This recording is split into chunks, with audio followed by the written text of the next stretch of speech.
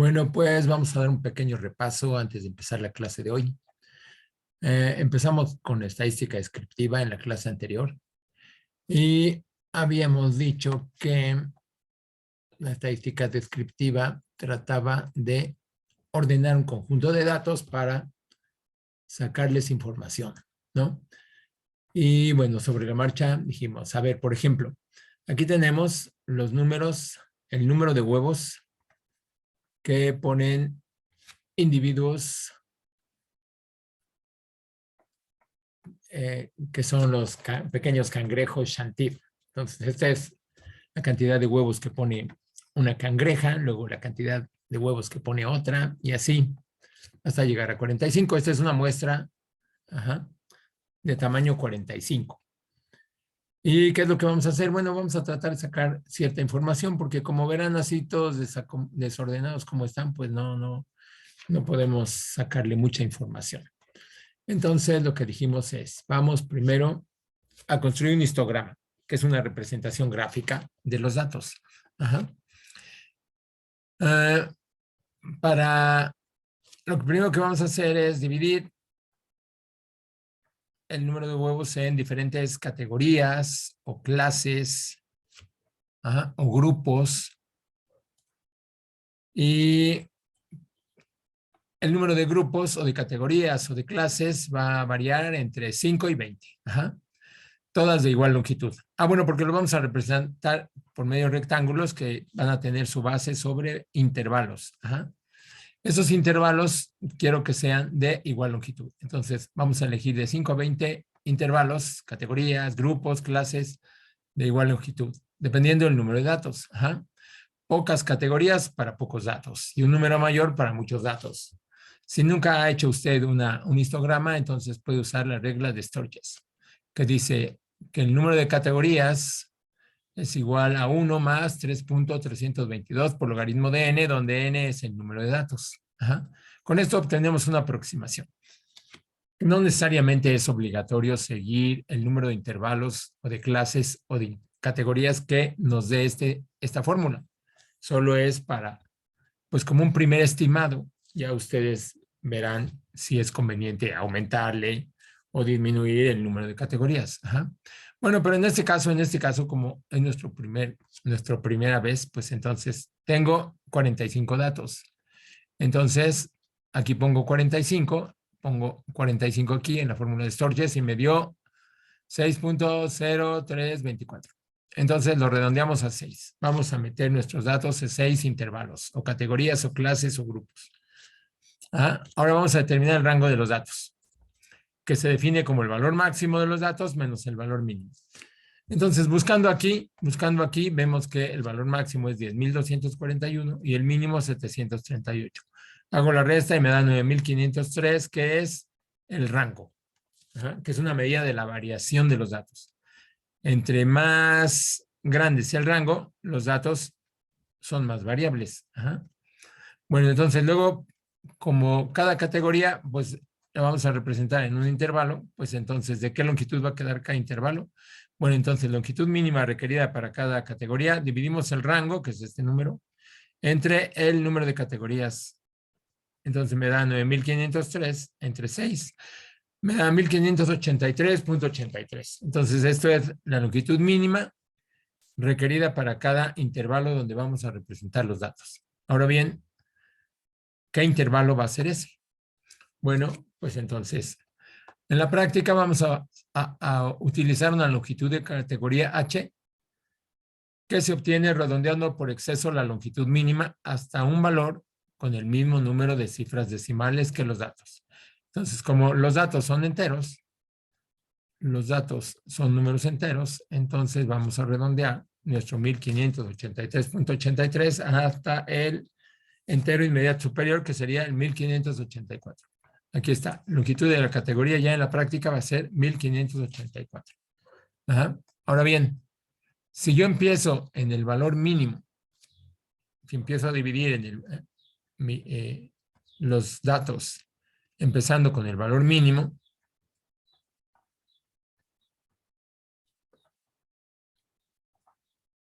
si empiezo a construir aquí hagan de cuenta que aquí empiezo mi intervalo. Y si yo empiezo con el valor mínimo, que sería 738, diría, aquí está el 738. Y luego le sumo la longitud mínima para lograr el siguiente, ¿no? O sea, 738 más 1584. 738 más 1584. Me daría 2322. Y así me voy. Pero fíjense que si hago esto, como los datos son enteros, son números enteros, pudiera ser que un dato cayera en la mera división de dos categorías. Y no sabría yo a quién cargárselo, si a la inferior o a la categoría superior. Entonces, para tratar de evitar que uno de los datos caiga en la mera división, entonces es que aquí digo que le vamos a restar, vamos a empezar media unidad debajo de la observación más pequeña. O sea, 738 menos 0.5. Vamos a empezar en 737.5. Entonces, si yo empiezo en 737.5, pues cuando empiece a sumar, pues ya no voy a caer en entero, ¿no es cierto? Y entonces ninguno de los datos va a caer en una división de dos categorías. Y por eso es que vamos a elegir empezar. Uy, ya empezó a dar vueltas esto. Bueno, después de esta pequeña interrupción, dije que íbamos a empezar, el punto mínimo para empezar a construir mis intervalos va a ser 737.5. Entonces, los límites LI para las restantes categorías los vamos a obtener sumando a L, bueno, aquí está al revés, a L, aquí va, L, no, sí está bien, L más I por H. Cada LI, cada límite de categoría va a caer en los puntos L más IH, donde H es la longitud de la categoría. E I es un número empezando con 1, 2, 3 hasta N, que es el número de categorías. Si hacemos eso y le restan a 737.5, le restan 1584, caen aquí, en 2321.5, y si le vuelven a sumar 1584, caen en 3900.5. 3905.5, luego le vuelven a sumar y así hasta llegar al final. ¿Ah? Entonces, lo que obtenemos es un conjunto de intervalos así. Bueno, aquí fue donde hicimos la suma. Aquí está la suma. A L, que era el valor mínimo, 737.5, le fui sumando 1584 y obtuve todos estos límites. Y acá ya formé los intervalos. Aquí está la primera categoría, o primer grupo, o primer intervalo, o la primera clase, o intervalo de clase. Y así formamos 6, que era el número de categorías que dijimos que íbamos a construir. Y luego empezamos a contar cuántos datos caen en cada uno de estos intervalos. Hicimos el conteo y resultó que en el primer intervalo de clase cayeron 6 datos. En el segundo, 5. En el tercero, 10. En el cuarto, 11. En el quinto, 8. Y en el sexto, 5. Si suman todos estos números, les da 45. A esto, a los números que aparecen aquí, le llamamos la frecuencia. Frecuencia, con la que caen los datos en este intervalo. Frecuencia con la que caen los datos en este otro, y así. Después definimos la frecuencia relativa como la frecuencia entre el número de datos. Y aquí tenemos las frecuencias relativas. Luego, las frecuencias acumuladas son, vean, la frecuencia acumulada en el primer intervalo, pues son de estos 6. Después, en el segundo intervalo, se suman la del intervalo anterior y la del actual y da 11. La frecuencia acumulada en el tercer intervalo me da, pues lo que ya llevamos, 11 datos hasta 10 más, serían 21 datos que se acumulan en el tercer intervalo de clase. Y así. Y las frecuencias relativas acumuladas, pues son estas frecuencias divididas entre el número de datos. Ahora vamos a graficarlas. Vamos a tomar los datos de aquí. A ver cómo le hacemos para Bueno, primero vamos a poner la base. Aquí tenemos la base. Ahora vamos a ver que supongamos que de aquí para acá sea el primer intervalo. Son 6, ¿no? 1, 2, 3. Aquí, luego otros 3, ya van 2. Ahí van 3, 4, 5, ya no me dio. La longitud ya no quedó. Vamos a poner otra. Bueno, entonces aquí van 1, 2, 3, 4, 5 y 6.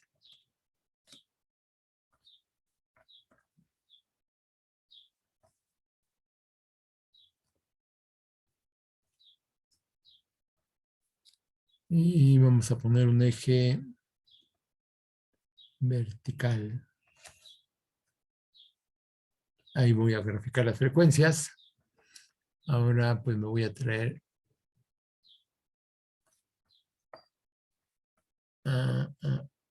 este.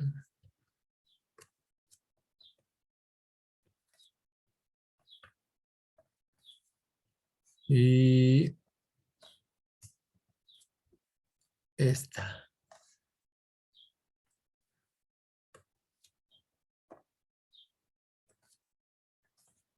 Y vean, hagan de cuenta que aquí está el 737.5. Acá el 2321.5. Ay, casi no caben. Luego el 3905.5.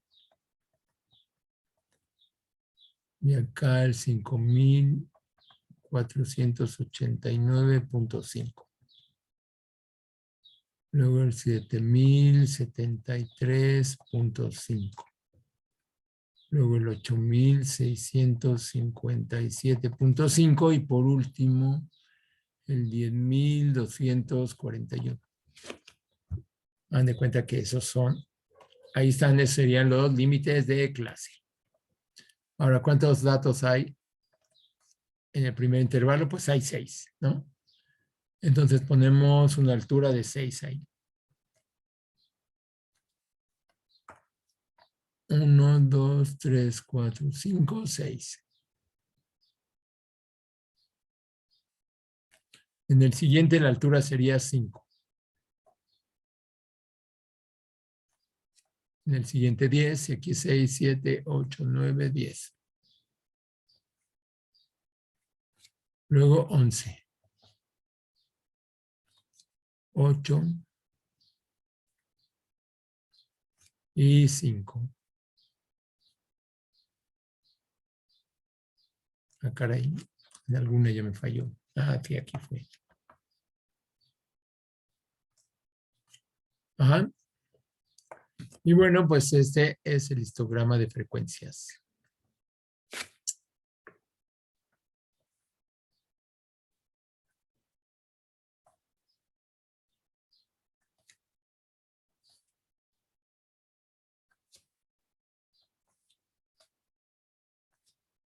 Oh,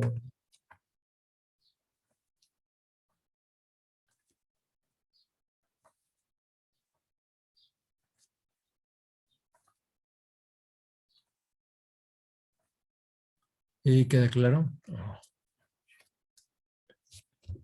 La altura aquí, pues este es 6. 1, 2, 3, 4, 5, 6. La altura de este, pues es 10.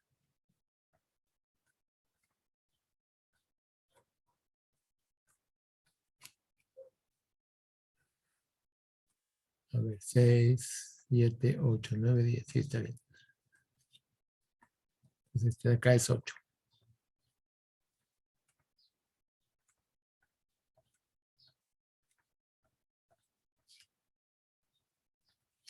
Entonces aquí están las frecuencias.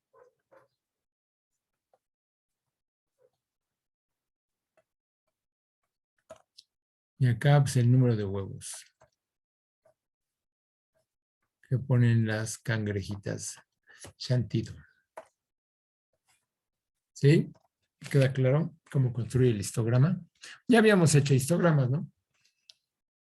Pero bueno, aquí tenemos uno. Si quisiéramos hacer el de frecuencias relativas, pues lo único que hacemos es cambiar la escala, ¿no es cierto? En el de frecuencias relativas, pues este no sería 6. ¿Qué sería? Pues 6 entre 45. Este sería 6 entre 45. Este de acá sería 8 entre 45.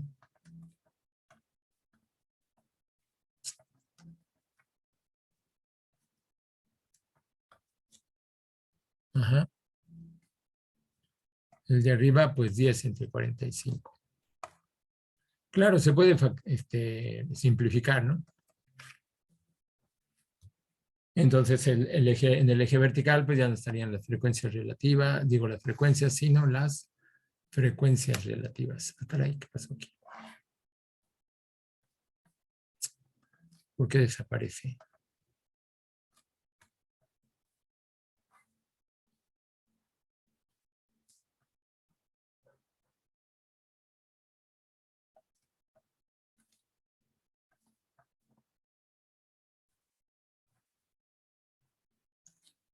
Ahora ya es uno de frecuencias relativas.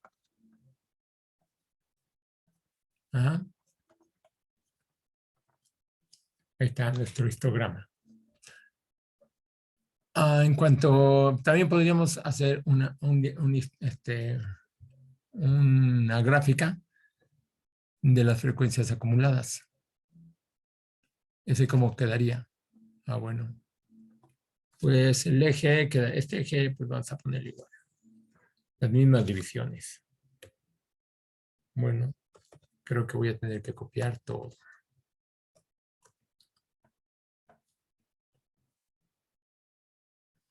Así. Lo que me interesaba eran estos números y miren, fueron los que no se copiaron.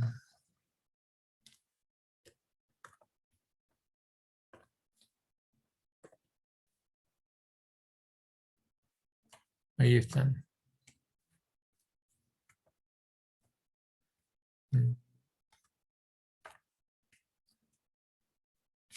Bueno, a ver, ahorita vamos a... Fíjense, primero, bueno, voy a llevarme para allá las frecuencias acumuladas. En el primer intervalo, pues, a ver, control.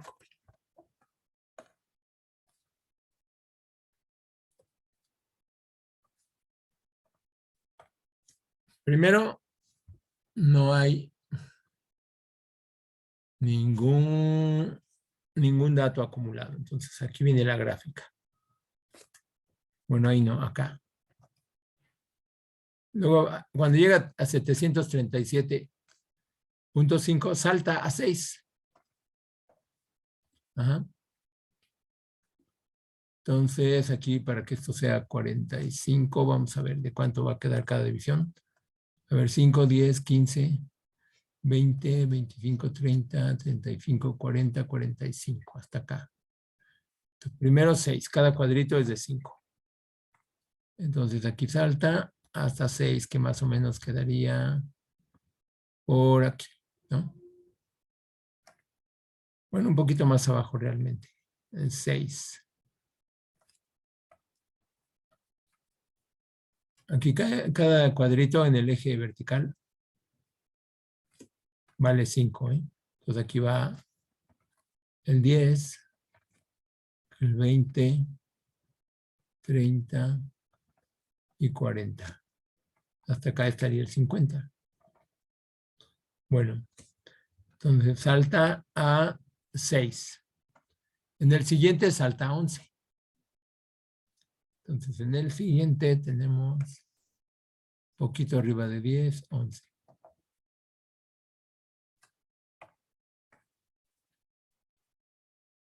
Luego en el siguiente salta a 21.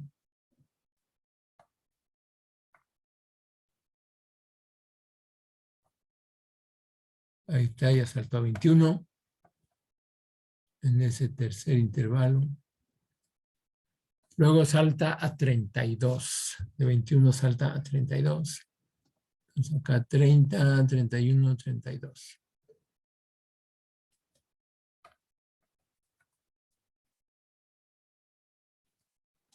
Luego a 40 en el siguiente.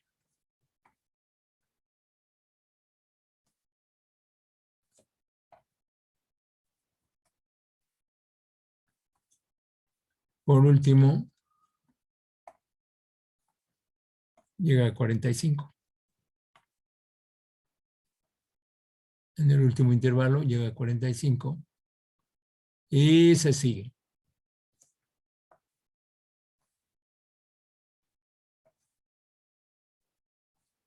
Ajá. Podríamos dibujar así.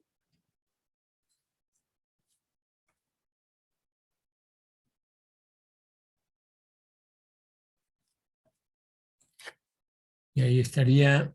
Bueno, estas líneas pues no van.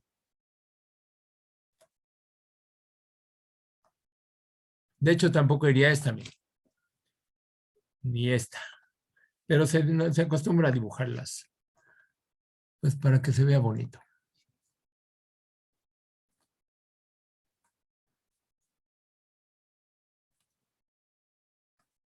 Ajá.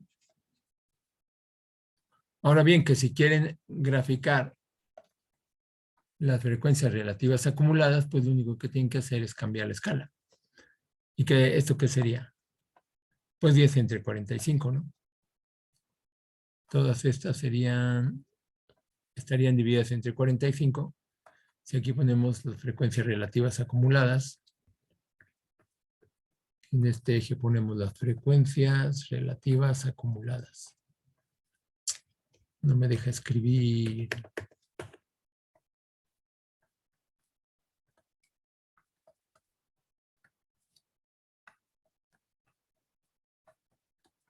Bueno, así como están ahí son las frecuencias relativas, digo las frecuencias acumuladas, pero ahorita ya voy a poner las frecuencias relativas acumuladas.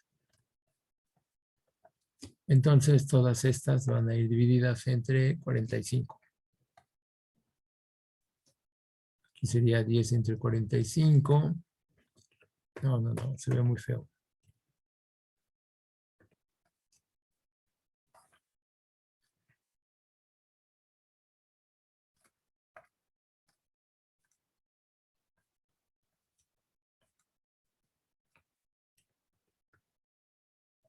Cada una de ellas dividida entre 45. Y en el 1 iría, fíjense, aquí sería 45 entre 45, o sea, 1.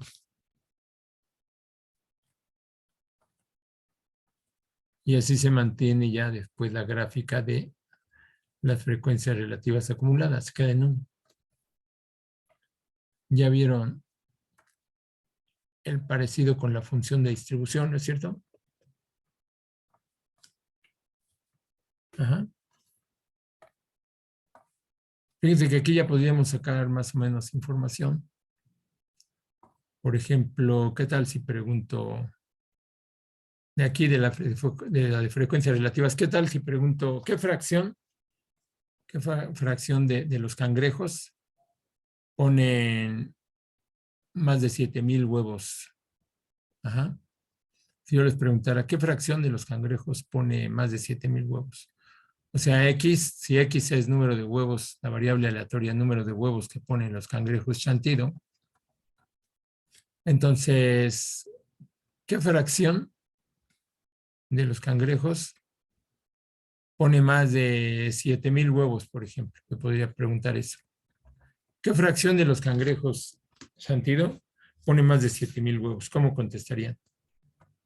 Pues verían, a ver, 7,000 está más o menos por aquí, entonces, si sumo lo que hay aquí más lo que hay acá, ¿cuántos hay aquí? Veríamos 8 entre 45 más 6 entre 45, 14 entre 45, ¿no? ¿Están de acuerdo? 14 entre 45. Podríamos aproximar diciendo, porque esto es punto 3, 1, 1, ¿no? Si lo multiplican por 100%, entonces diríamos aproximadamente que el 3 punto, no digo el 31, perdón, lo multiplico por 100%, entonces me queda 31.11%. El 31.11% de los cangrejos chantido ponen más de 7,000 huevos. Fíjense que en realidad, pues yo solamente estoy hablando de una muestra de 45, ¿no? Y ahorita ya me aventé a decir que el 31.11% de todos los cangrejos chantido ponen más de 7,000 huevos. ¿Ustedes ven ahí algo raro o no? Tenía una muestra y ahora estoy haciendo una afirmación sobre quién. Sobre todos los cangrejos, chantido, sobre toda la población.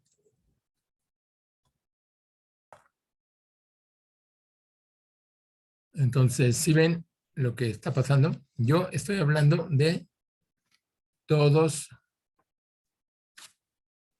los cangrejos. Estoy diciendo, el 31.11% de los cangrejos chantido pone más de 7,000 huevos. Pero en realidad yo solo agarré una muestra de 45 cangrejas, no agarré a toda la población.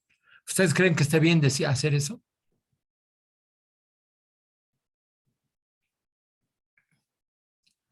Pues la verdad, No, porque simplemente es un grupo pequeño, ¿no?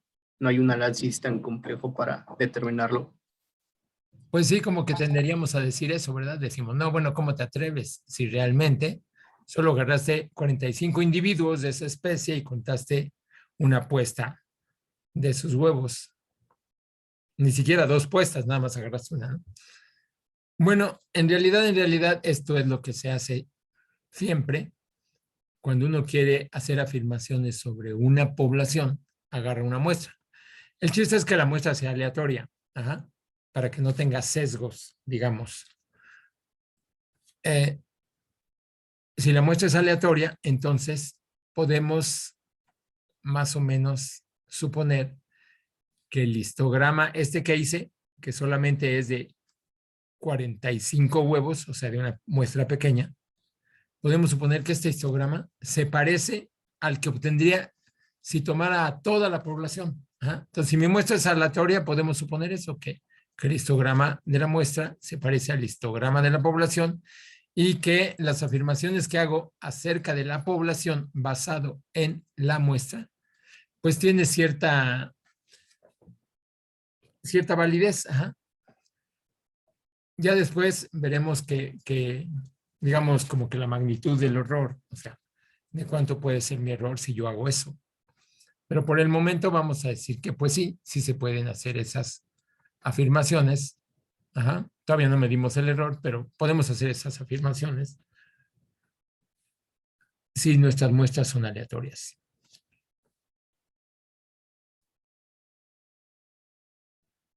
Bueno, otro gráfico que nos ayuda más o menos a ver la distribución de las frecuencias o las frecuencias relativas en este caso, frecuencias relativas, pues sería construir el polígono de frecuencias. El polígono de frecuencias se construye uniendo los puntos medios de los segmentos de recta superiores de cada rectángulo, se unen los puntos medios y se tiene el polígono de frecuencias. Y fíjense, si uno este punto, el punto medio, aquí punto medio con punto medio. Punto medio con punto medio.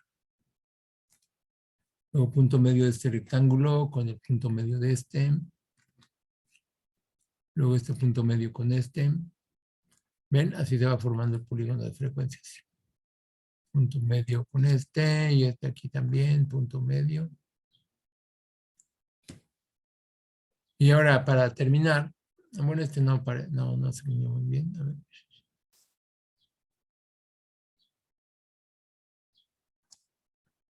Y luego para terminar, pues aquí, fíjense, tenemos 10,241. Aquí me faltó 0.5, ¿no? Si a eso le suman, podrían obtener también el otro punto, el que seguiría, nada más que ya no tenemos otro intervalo de clase más, y acá también podríamos restar. Ajá, entonces sería, aquí sería 737.5 menos, ¿cuánto les dije que era? 1584. 1584. Y acá 10,241.5 más 1584. Si hacemos esas operaciones, me da 737. O bueno, nada más la mitad para ver dónde va el punto. O sea, sería entre 2, ¿no? Y acá también entre 2. La mitad del intervalo para saber dónde va el punto. Entonces, 737.5 menos 1584 entre 2. Caemos en menos 54.5. Entonces, quedaría por aquí. En menos 54.5 construyo el otro. Aquí yo no necesito poner el punto porque pues realmente nada más estoy contando a la mitad de cada triangulito. Pero ahí donde cayó sería menos 54.5.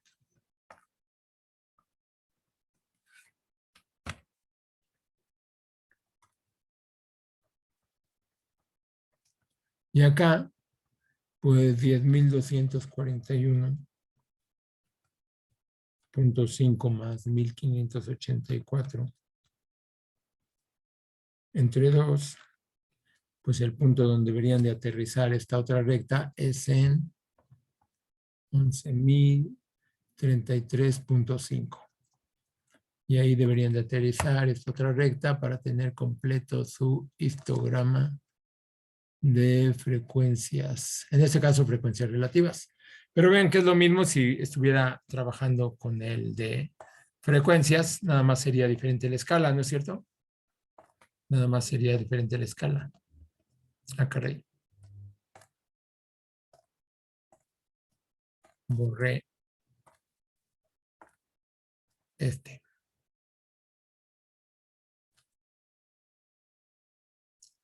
Bueno, ahí está. Ese es el polígono de frecuencias. Bueno, entonces, para tratar de ver si efectivamente, por ejemplo, el histograma de la muestra se parece al histograma de la población, pues tenemos que recurrir pues a medidas, porque así con el puro dibujito, pues sería pues muy vago, ¿no? Decir que se parece el histograma o el polígono de frecuencias de la muestra al de la población. Entonces vamos a tener que introducir algunas medidas para ver, comparando esas medidas, cuánto en verdad se parecen o no se parecen los gráficos de la población a los gráficos de la muestra. Ajá. Y para eso vamos a ver ciertas mediciones. Bueno, un poquito de nomenclatura. Primero vamos a introducir, como dije, medidas de tendencia central. Ajá. Y vamos a hablar acerca de, miren, cuando yo hago una medición para describir un conjunto de datos, pero a partir de una muestra, a esa medición le voy a llamar un estadístico. Y una medición, lo mismo, pero una medición calculada a partir de los datos de una población, le voy a llamar un parámetro. Ajá.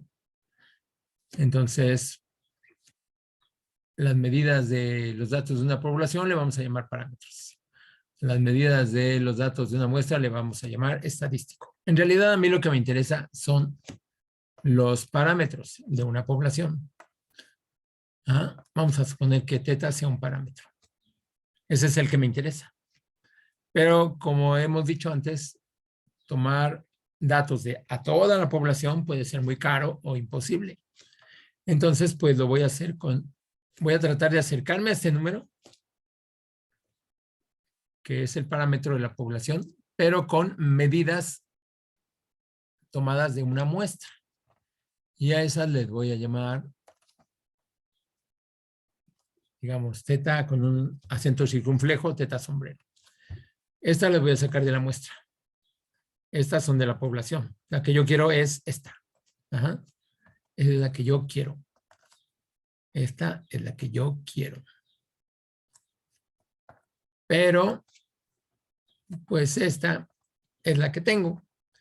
Pero con esta le voy a tratar de atinar a esta. Esta va a ser un estadístico. O un estadígrafo, que a mí no me gusta esa palabra, pero pues también se usa.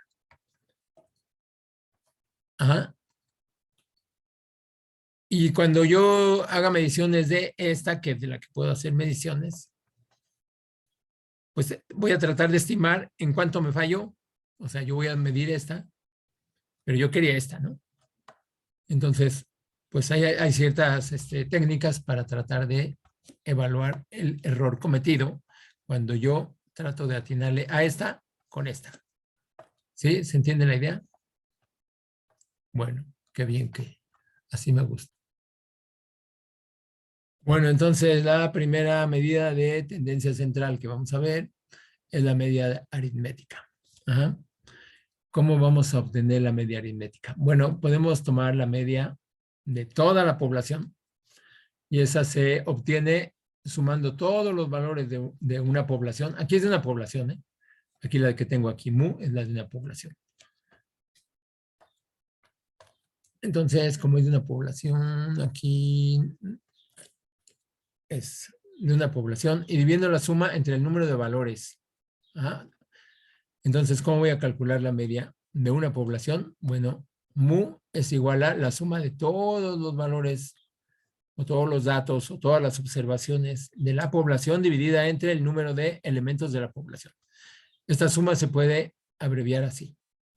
Entonces, esa sería la media aritmética poblacional.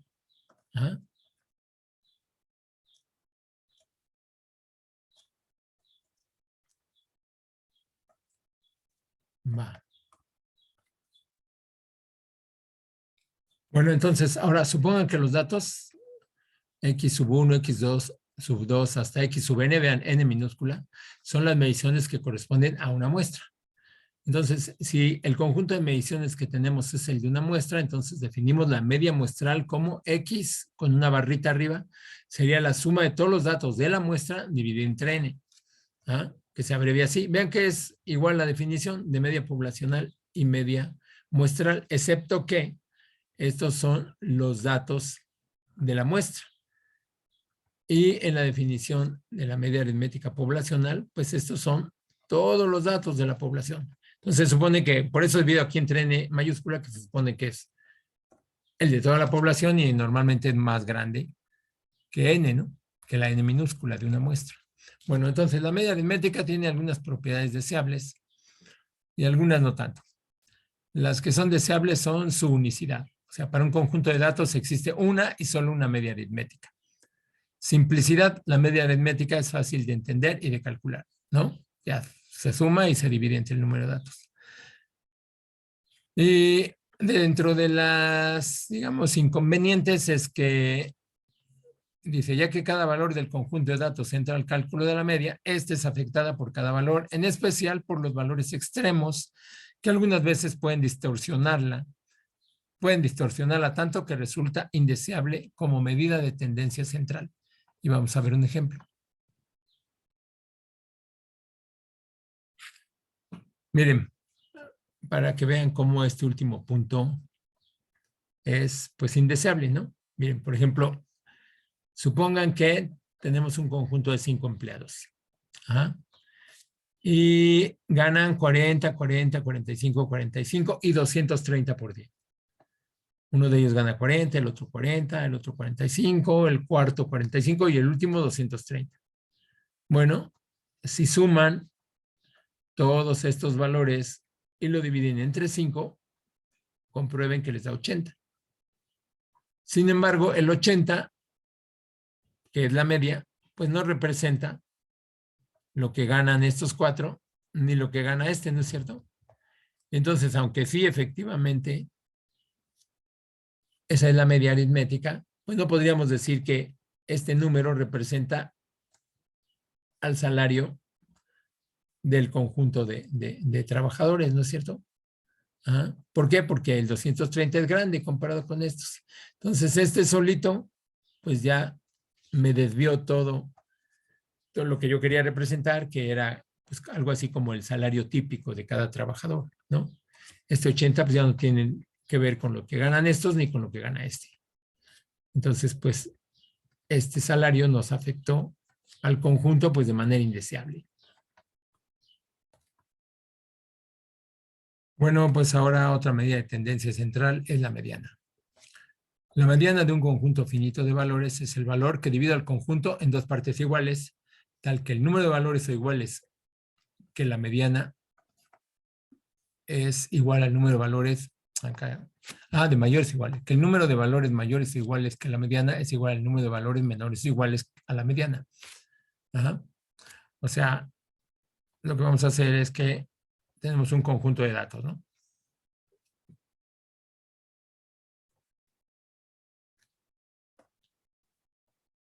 Tengo un conjunto de datos.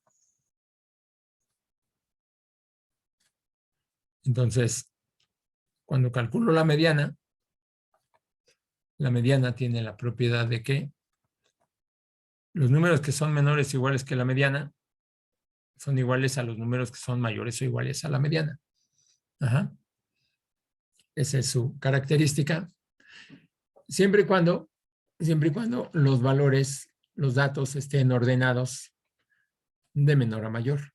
Ajá. Bueno, entonces, pero para el cálculo práctico tenemos que tomar en cuenta esto. Miren, si el número de valores es impar, la mediana será el valor que esté a la mitad del arreglo, siempre que todos los valores hayan sido ordenados de acuerdo a su magnitud. Cuando el número de valores es par, no hay un solo valor a la mitad, sino dos. En este caso, la mediana se toma como la media de estos dos valores, siempre que todos los valores hayan sido arreglados de acuerdo a su orden de magnitud. Entonces, bueno, siempre los tenemos que ordenar los datos de acuerdo a su orden de magnitud. Por ejemplo, aquí tengo un conjuntito de datos, ¿no?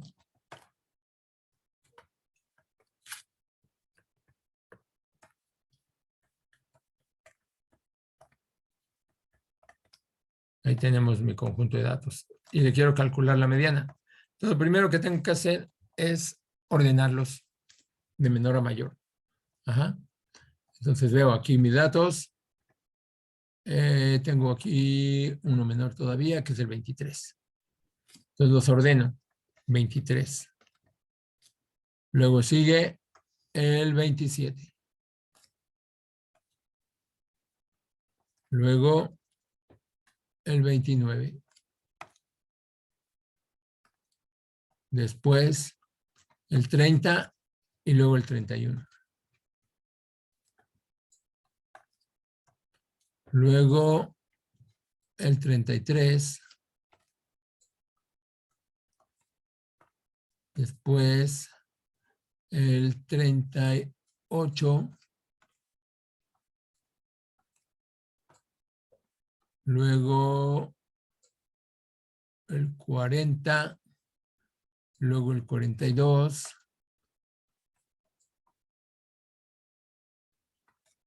Luego el 43.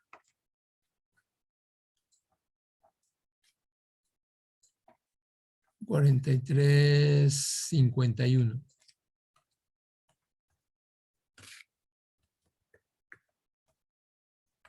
Ajá.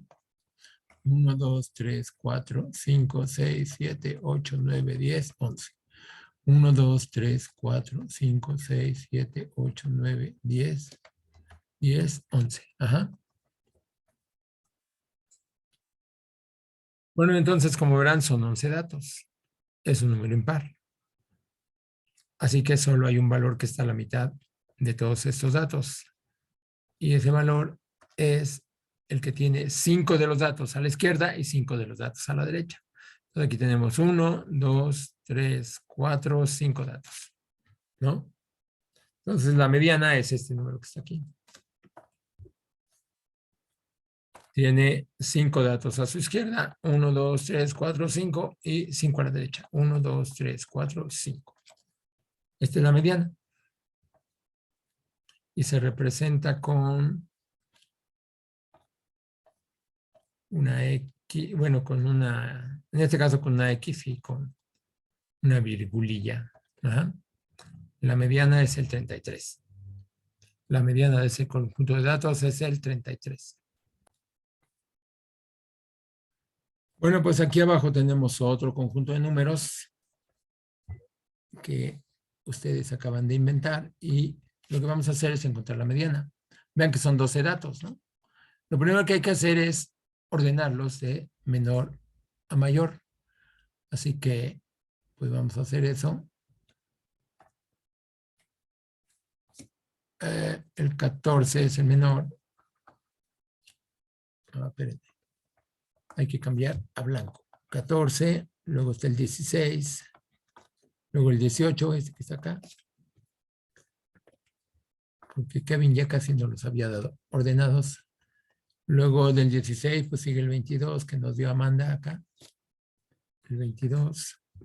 Luego los que siguen, pues estaban ya ordenados. 28, 32, 46. Luego agarramos el 48.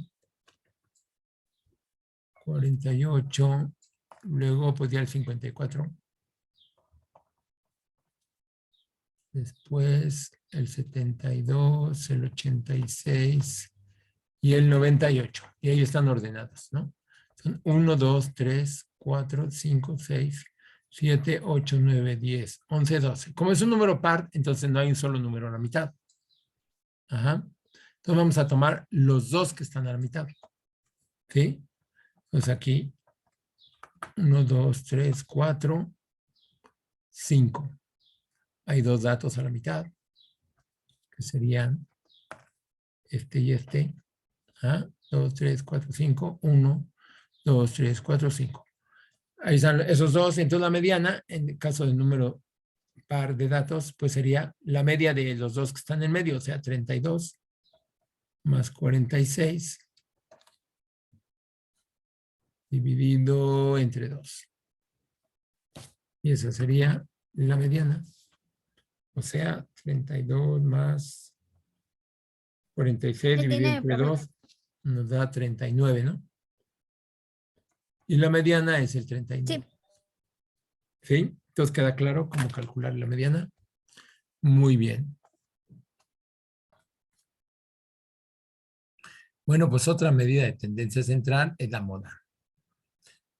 La moda de un conjunto de valores es el valor que ocurre más frecuentemente. Miren, por ejemplo, en esta tabla se representan los niveles de glucosa en sangre para una muestra de 10 niños. Ajá. Aquí está el número de niño, aquí los niveles de glucosa, número de niño, nivel de glucosa. Vean que los datos, o sea, los niveles de glucosa, 56, 62, 63, 65, 65, 65. Vean cómo se repite el 65. Aquí aparece una vez, acá otra, 2, 3, 4. Entonces, la moda de este conjunto de datos,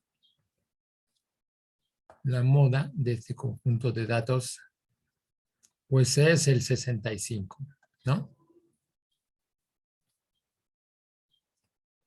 ¿Sí está bien? A ver, ¿cuál sería la media? Ahorita no estamos viendo aquí la media, pero a ver, calculen la media. A ver, calculen la mediana. A ver, díganme, para que se les quite un poco lo aburrido. Les doy tiempo, ahorita me lo repiten. Bueno, para calcular la media, ya sabemos que hay que sumar todos los datos y dividirlo entre el número de datos, ¿no? Aquí, bueno, le pongo X barra porque es la media muestral. Esta es una muestra. Con la calculadora lo haríamos así. Primero, oprimen la tecla de modo. Luego la tecla de modo estadístico. después vean que ahí hay una opción que dice una variable.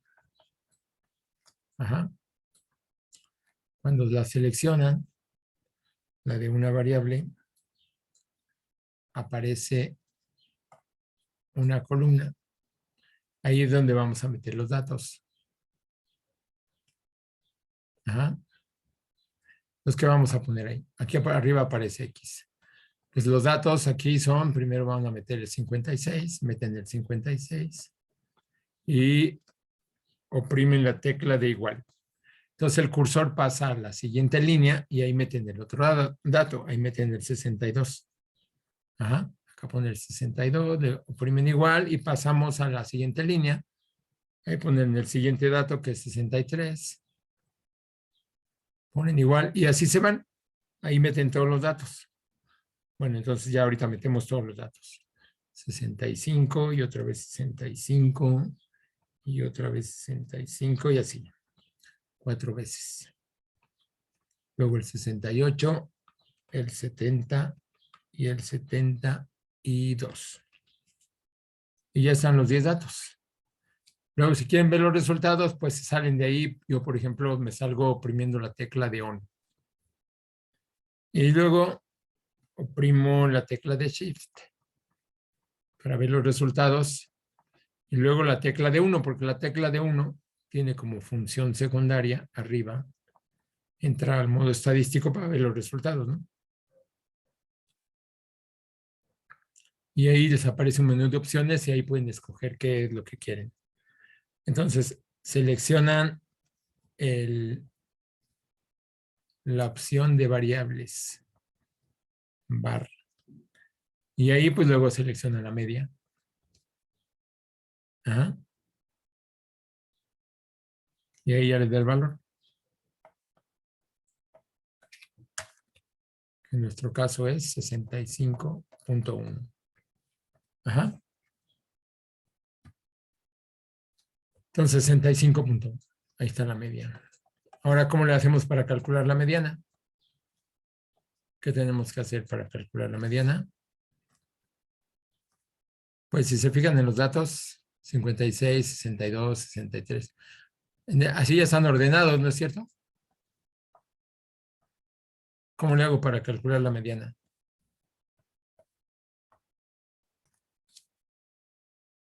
Bueno, a ver, Angón, Ernesto, ¿cómo le dije?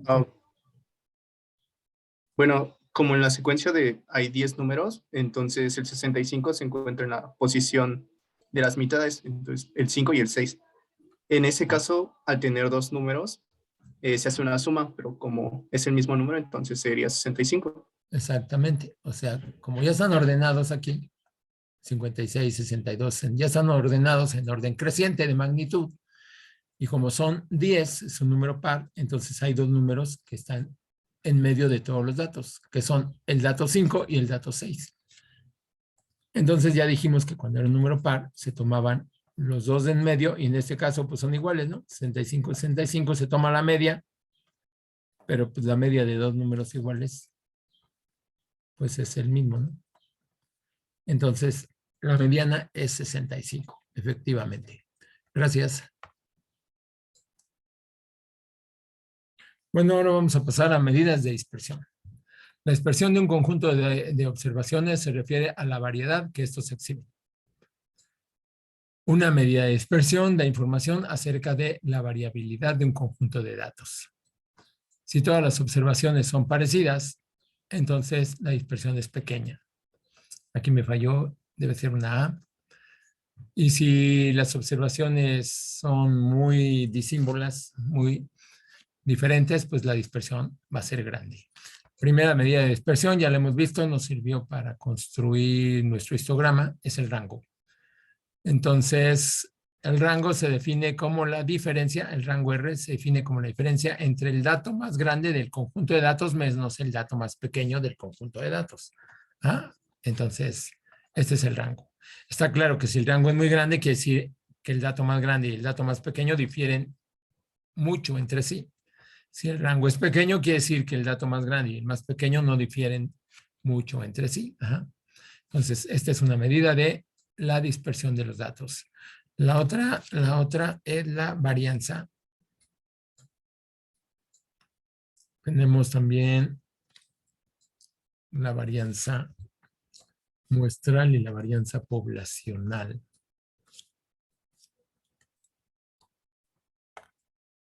Espérenme tantito porque ya me pasé aquí del título.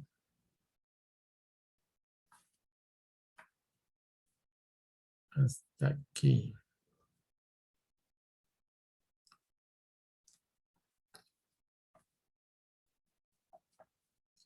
Oh, ya no cabe.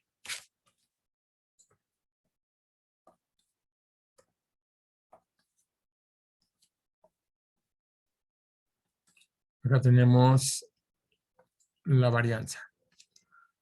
La varianza, vean, definimos la varianza muestral como 1 entre n-1 por la suma, vean, de las diferencias entre cada dato y su media muestral, elevadas al cuadrado. Ajá. Entonces, lo que mide la varianza es la dispersión con respecto a la media muestral. ¿Qué tan lejos están los datos de la media muestral? Eso es lo que mide la varianza. Si la varianza muestral es grande, quiere decir que los datos están lejos de su media muestral y por lo tanto lejos entre sí. Ajá. Si la varianza es pequeña, quiere decir que los datos están cerca de su media muestral. Entonces, eso es lo que mide la varianza muestral. También tenemos la varianza poblacional y la vamos a definir como, bueno, cuando tenemos el conjunto de datos de toda la población, entonces podemos calcular la varianza poblacional como 1 entre el total de los datos de toda la población por la suma de las diferencias que hay entre cada dato y su media poblacional elevados al cuadrado. Así se define la varianza poblacional. Ajá. Claro, esa casi no la podemos calcular nunca porque pues normalmente lo que tenemos son muestras. Entonces, lo que podemos calcular es la varianza muestral. Ajá. Y luego lo que vamos a tratar de hacer es que con la S al cuadrado vamos a tratar de atinarle a la sigma al cuadrado. Ajá. Bueno, muy bien.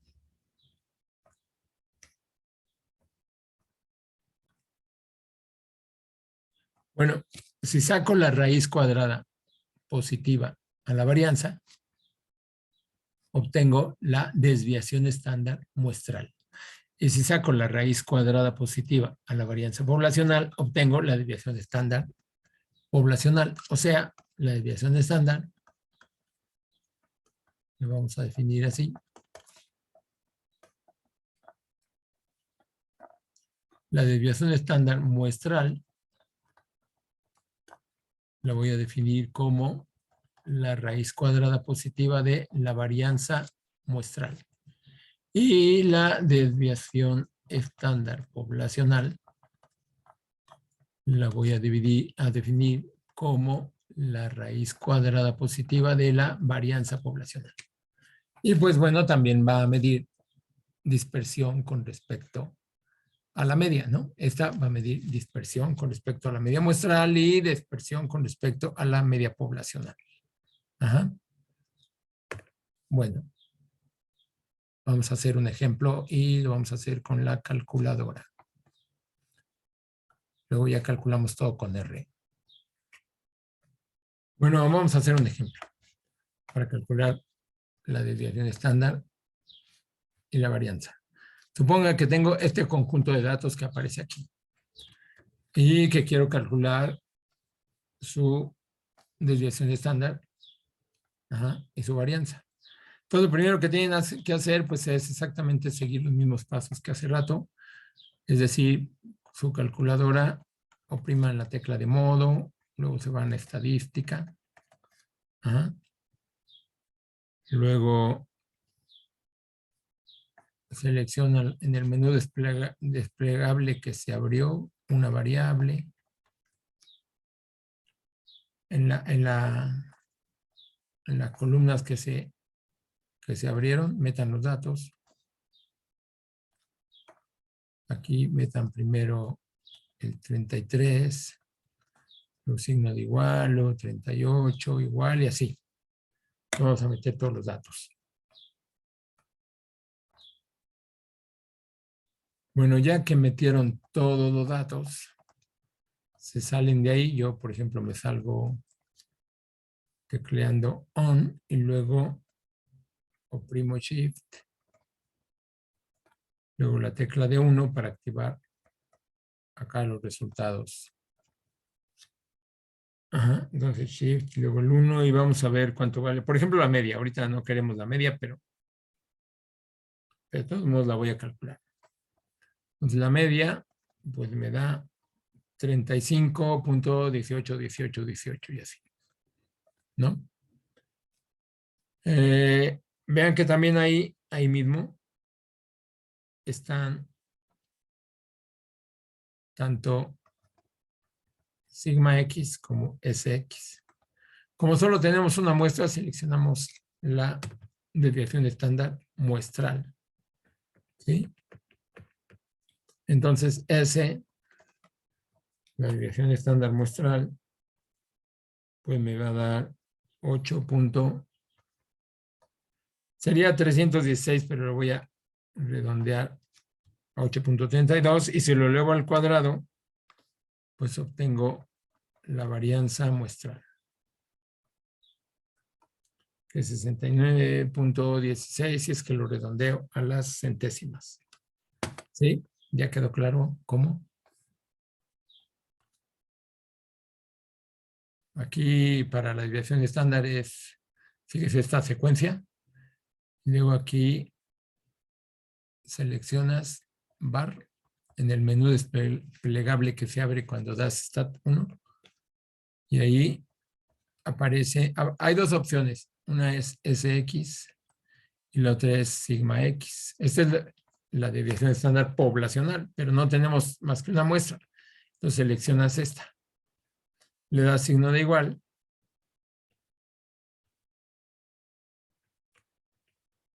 O sea, seleccionas esta. Luego signo de igual y ya te aparece el resultado.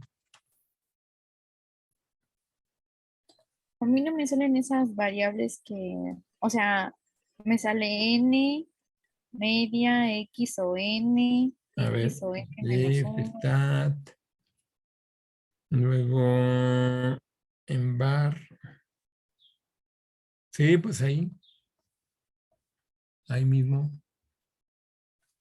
Ahí, después de bar, te da n, la media, sigma X, la desviación estándar poblacional y la muestral. ¿No tienes esas 4 opciones? No, tengo las primeras dos, las últimas dos ya no. Ah, ¿no? Bueno, a ver, no sé si pudieras compartir lo que te aparece, porque a lo mejor es otro modelo de calculadora. Bueno, ahora lo que vamos a hacer es, acá en R, vamos a hacer todo lo que hicimos antes, pero ya un poquito más rápido. Vean. Aquí primero voy a crear una variable. ¿Ven? Dice shantido. Y ahí el operador de asignación y el comando combine. Y aquí están todos los datos, los 45 datos que ya vimos. Nada más que, bueno, vean, si abro a la derecha, pues ahí se van viendo, ¿no? Ahí están todos los datos. Luego aquí, pues, pongo el nombre del vector y tienen que aparecer los 45 datos en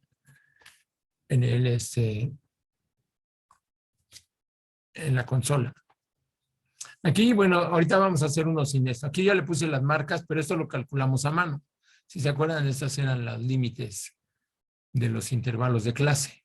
Y luego uso el comando hist, que es el que me va a dibujar el histograma. Pero ahorita no vamos a usar estas dos. Entonces vamos a usar otras, porque aquí ustedes dirán, de todos modos tengo que calcular los límites de clase, ¿no? Pues no lo vamos a tener que hacer así.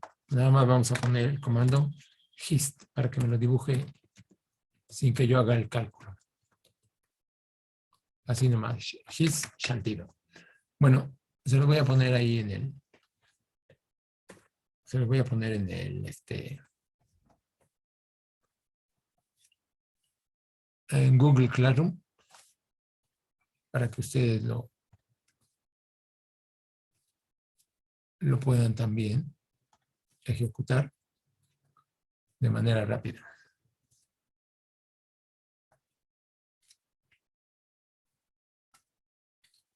Vamos a ponerlo aquí, control, copy.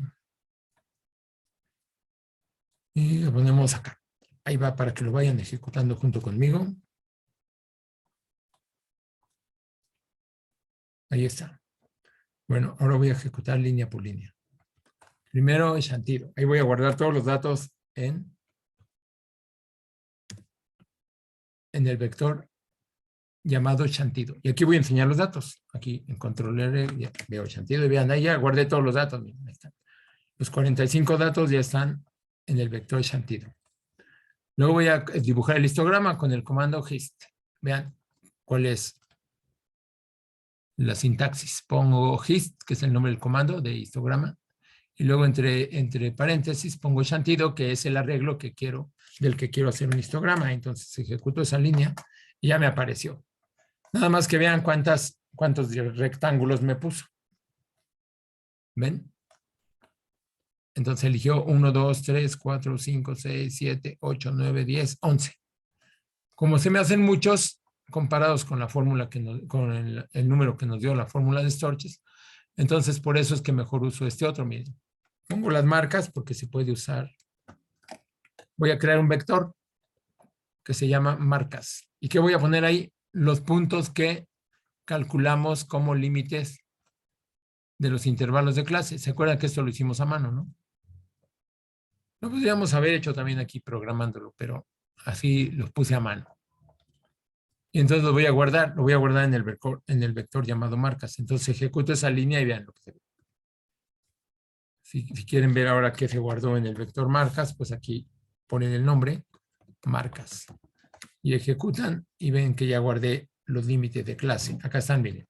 Son los límites de clase y los guardé en el vector llamado marcas. Y ahora voy a usar el mismo comando de histogram, ese hist, pero ahora aparte de poner el nombre del vector donde están guardados los datos, también voy a poner un parámetro que es breaks. Breaks igual a marcas. Entonces ya con esto le estoy diciendo, yo los intervalos los quiero, los límites de los intervalos de clase los quiero aquí. Para eso los calculé.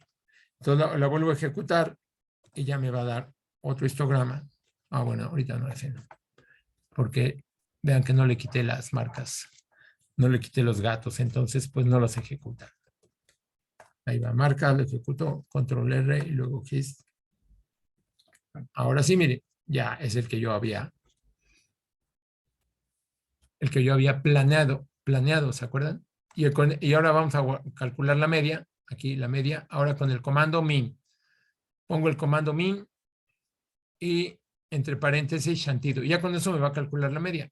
Y luego con el operador de asignación guardo la media en una variable que se llama media. Entonces ahí ya lo calculo. Ya calculó la media, pero todavía no la veo. Entonces voy a poner el nombre media. Ejecuto esa línea y ya me la puso. Miren, acá está. Esta es la media. 5.515.178. Es el número promedio que ponen los cangrejos shantido. Número promedio de huevos que ponen los cangrejos shantido. Acá ahora voy a calcular la mediana con el comando median. El comando median y entre paréntesis el vector de los datos. Entonces calculo y lo guardo en la variable mediana. Entonces lo ejecuto y ya me la calculó. Ahora enseño cuánto vale la mediana. Acá está, miren, 5.749. Entonces la media es 5.515.178 y la mediana 5.749. Ahora vamos a calcular la varianza. Aquí está la varianza, el vector, bueno, la variable que va a guardar la varianza, y uso el comando var. el comando var y entre paréntesis shantido. Y eso me calcula la varianza. Y la guarda en la variable llamada varianza. Y acá enseño cuánto vale la varianza. Acá está, la varianza vale 6.574.186. Ajá. Si le saco la raíz cuadrada, obtengo, vean, si le saco la raíz cuadrada a la varianza, ahí está. Squared es el nombre del método que calcula raíz cuadrada. Viene de square root. Calcula, ¿qué voy a calcular? Ese es un comando, squared. Voy a calcular la raíz cuadrada de la varianza y con eso ya sé que voy a obtener la desviación estándar y le puse D, desviación estándar. Ejecuto esa línea, le saco la raíz cuadrada a la varianza y acá enseño cuánto vale. Ahí está la varianza. Digo, la desviación estándar. La desviación estándar es 2564.018. Ajá. También se puede calcular la desviación estándar. Aquí te voy a guardar también. Ese es el nombre de mi variable. Ah, bueno, ya lo cambié con desviación estándar. También se puede calcular con este comando. SD, que es Standard Deviation. Standard Deviation es el comando que calcula la desviación estándar. Entonces pongo aquí el comando o el método y entre paréntesis el nombre del vector de los datos. Eso ya me calcula la desviación estándar. Entonces la ejecuto, ya me lo guardó en la variable llamada desest. Y luego enseño cuánto vale desest. Vean cómo es lo mismo. Aquí está calculando la raíz cuadrada de la varianza y aquí está usando directamente el comando Standard Deviation, o sea, SD. Ajá. Bueno, ahí está otra vez la media. Aquí no sé por qué lo volví a calcular, la media. Si ya la había calculado ahí arriba. Entonces, ya no tiene caso que aquí pongo otra vez la media. Esto ya no. Creo que no copié todo, ¿verdad? No se los pasé todo. Porque aquí está shantido ordenado si estoy usando el comando sort. El comando sort ordena los datos. Vean, aquí voy a guardar. Voy a ordenar con el comando sort, entre paréntesis, el nombre del vector que tiene los datos. Entonces, sort shantido ordena los datos. Y luego los guardo con el operador de asignación en el vector shantido ordenados. Entonces ejecuto esa línea, control R, y luego aquí pongo el nombre de shantido ordenados para que vean los datos ordenados. Vean, aquí ya están ordenados. El menor, luego el que sigue, luego el que sigue, y así hasta el mayor. Ajá. Aquí no sé por qué volví a calcular los datos. Creo que aquí ya no tiene caso.